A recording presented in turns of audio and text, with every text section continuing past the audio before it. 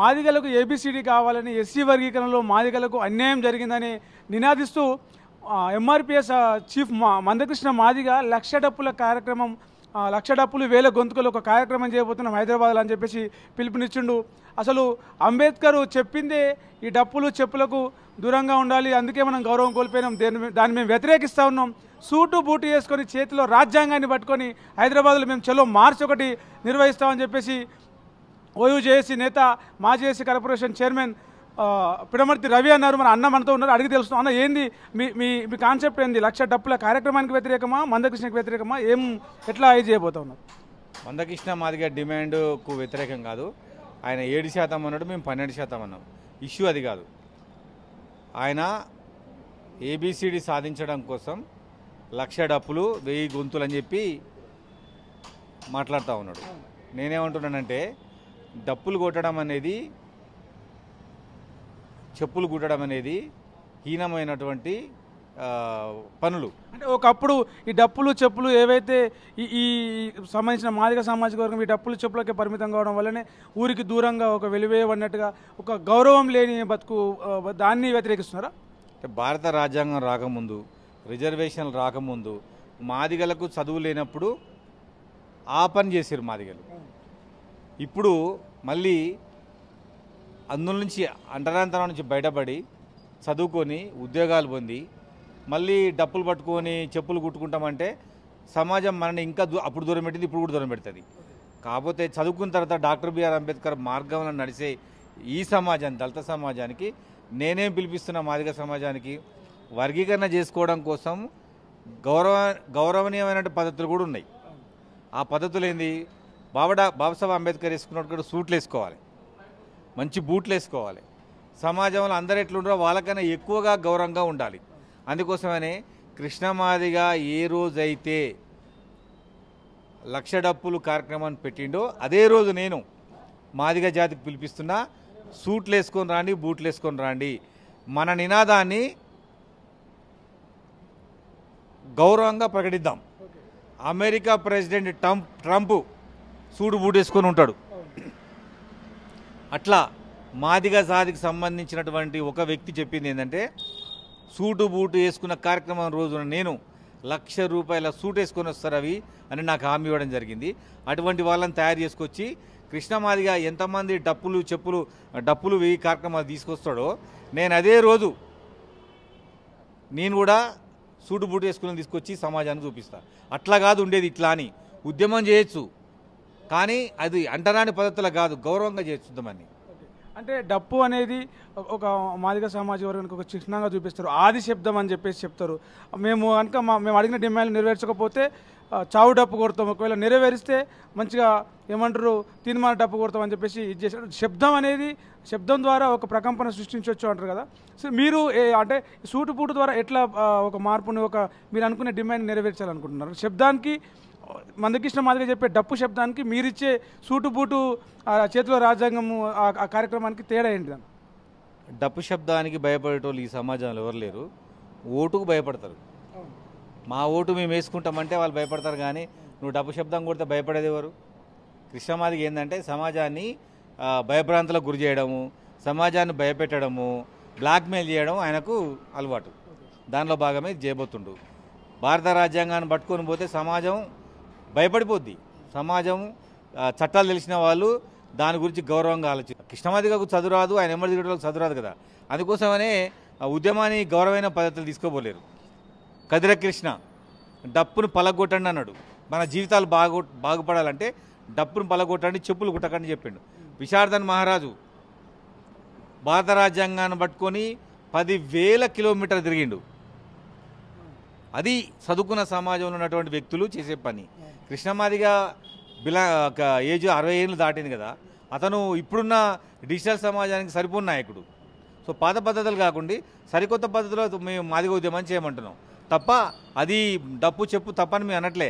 అది కాదు, గౌరవనీయ పద్ధతిలో కూడా మన డిమాండ్ని సమాజం కూడా పెట్టొచ్చు అని అంటా ఉన్నాం. అంటే ఏదైతే వర్గీకరణ ఉందో, ఏదైతే ఏబిసిడి వర్గీకరణ, రిజర్వేషన్లు ఏదైతే ఉందో, ఈ ఉద్యమాన్ని, మాదిగ ఉద్యమం అనే ఈ రిజర్వేషన్ ఉద్యమం అనే దాన్ని ఈ స్థాయికి ఒక జాతీయ స్థాయిలో తీసుకొచ్చింది ఇదే కృష్ణ మాదిగ ముందు నుండి నడిపించిందని చెప్పేసి గతంలో మీరు మాట్లాడుతూ చాలామంది మాదిగ సామాజిక వర్గం నుంచి ఆయనను గొప్పగా ప్రశంసించారు. మరి ఇప్పుడు ఎందుకు కొంతమంది ఆయన వ్యతిరేకిస్తూ ఉన్నారు? అంటే ఆయన వ్యతిరేకించడం కాదు, ఆయన అడిగింది 7%. ఆయన అడిగింది 7%, రేవంత్ రెడ్డి గారు ఇచ్చింది 9%. ఇప్పుడు ఆయనే తాజ్వాము తన గుడ్లు దాందినట్టు తను ప్రారంభించిన ఉద్యమానికి తనే అడ్డం తగులుతుండు. రియల్గా వర్గీకరణకు వ్యతిరేకం మాలని చెప్పారు, వాళ్ళు ఎక్కడ కూడా వ్యతిరేకం చేయట్లే. వాళ్ళకు వచ్చిన 5% రిజర్వేషన్తో వాళ్ళు సాటిస్ఫై అయినారు. కానీ ఈయననే మళ్ళీ ఈ ప్రభుత్వము షమీమ్ అఖ్తర్ కమిటీ ఇచ్చిన రిపోర్ట్లో లేని SC/Dని మళ్ళా పెట్టమంటా ఉన్నాడు. దాని ద్వారా మాలలకు మళ్ళా 5% నుంచి 1% తగ్గిపోద్ది. అంటే అప్పుడు వాళ్ళకి 4% వస్తుంది. వాళ్ళు ఉద్యమాన్ని మళ్ళీ లేపితే మళ్ళీ ఈయన ఉద్యమం లేపాలి. ఇది కుట్ర, కృష్ణమాదిగ కుట్ర. అంటే ఇప్పుడు మొత్తంగా ఏంటంటే ఎస్సీ వర్గీకరణ ఏదైతే ఉందో, వర్గీకరణ రిజర్వేషన్లకు సంబంధించి ఏదైతే ఉందో ఆ సమస్య పూర్తిగా కంప్లీట్ అయిపోయి ఇటు దళిత బిడ్డలందరికీ లబ్ధి చేకూరితే ఉద్యోగం ఉండదు, మనుగడ ఉండదు అని చెప్పేసి మందకృష్ణ చేస్తున్నాడు అని చెప్పేసి మీ ఆరోపణ అనుకోవచ్చా? మందకృష్ణ మాదిగకు ఇప్పటికిప్పటికే వర్గీకరణ కావాలని లేదు. వచ్చే ఎన్నికల్లో ఈ ఓట్లన్నీ మాదిగల ఓట్లన్నీ బీజేపీకి వేసి అప్పుడు చేసుకోవాలని ఉంది.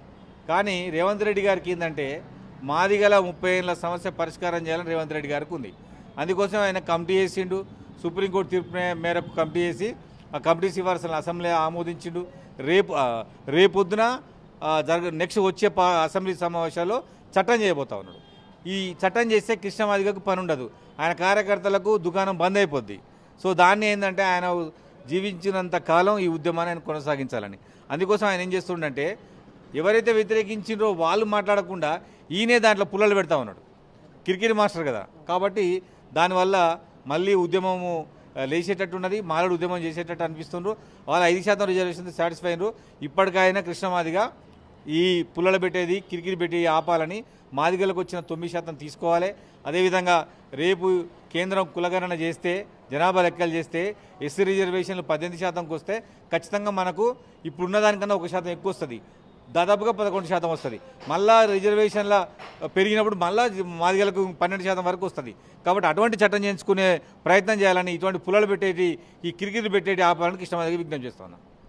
రైట్ అని మీరేమో కాంగ్రెస్ పార్టీ రేవంత్ రెడ్డి వైపు కొంత అనుకూలంగా ఉన్నారు, మందకృష్ణ గారేమో అటు బీజేపీ వైపు మోడీతోటి అనుకూలంగా ఉన్నారు. అంటే ఇది మీ ఇద్దరి ఈ రెండు వర్గాల మధ్య చూడొచ్చా? మొత్తం దళిత సమాజానికి న్యాయం అన్యాయం చేసే విజయంలో కొంత ఆలస్యం అవుతుంది అనుకోవచ్చా? కృష్ణమాదిగ వల్ల అలా ఆలస్యం అవుతుంది. ఎందుకంటే సుప్రీంకోర్టు తీర్పు వచ్చినాక రేవంత్ రెడ్డి గారు స్పీడ్గా అడుగులేసిండు. ఇవాళ సుప్రీంకోర్టు ఇచ్చిన తీర్పు ఏంటిది? రాష్ట్రాలు చేసుకోవచ్చు అన్నది.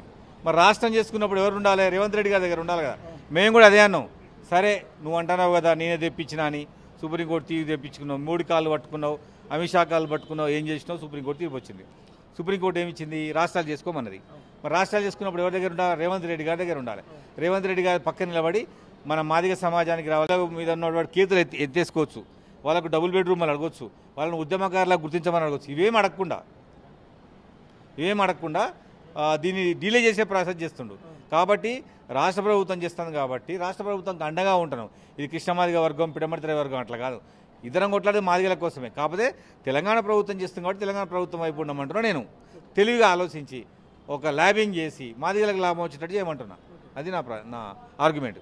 మీరు అన్నారు కదా 1,00,000 మందికి సూటు బూట్లు వేసుకుని రాజ్యాంగం పట్టుకొచ్చి మేము ఏదైతే కావాలనుకుంటున్నామో అది గౌరవంగా, మా డిమాండ్ గర్వంగా చెప్పుకుంటాం అని చెప్పేసి ఆ కార్యక్రమం ఎప్పుడు చేయబోతా ఉన్నారు? తేదీ ఏమని అనుకున్నారా? ఎట్లాంటి ప్లాన్ చేస్తూ ఉన్నారు ఆ ప్రోగ్రామ్ సంబంధించి? కృష్ణమాదిగ ఏ రోజు డేట్ ప్రకటించారో మాది కూడా అదే రోజు డేట్ ఉంటుంది. ఆయన డప్పులు తీసుకొస్తాడు, మేము సూట్లు వేసుకొని వస్తాం. అది same to same Krishna Madiga date ఇచ్చిన రోజు మా డేట్ ఉంటుంది. ఆయన ప్రకటించినాక మేము ప్రకటిస్తాం. అంటే ఇది పోటాపోటీ గౌరవం సంబంధించి అండ్ దానికి సంబంధించిన మా జాతిని హీనమైనంగా చూపించే కాకుండా మాదిగలో గొప్పగా గౌరవంగా ఉండాలని సమాజాన్ని చూపించడానికి నా ప్రయత్నం. ఆయనది ఏంటంటే డప్పును చెప్పును హైలైట్ చేయడం ఆయనది కాదు, సూట్లు బూట్లు వేసుకొని రావాలని నేను.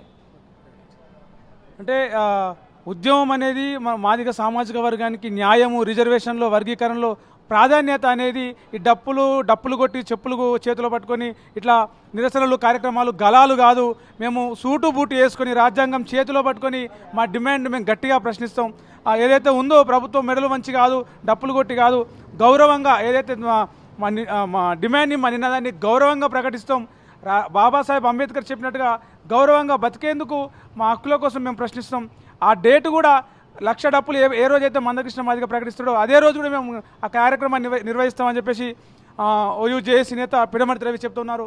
కెమెరామన్ అజయ్తో ప్రవీణ్, తొలి వెలుగు, హైదరాబాద్. ప్రపంచంలో ఏ మూల ఏ క్షణం ఏం జరుగుతుందో వేగంగా తెలుసుకోవడానికి తొలి వెలుగు వాట్సాప్ ఛానల్ని ఫాలో చేయండి.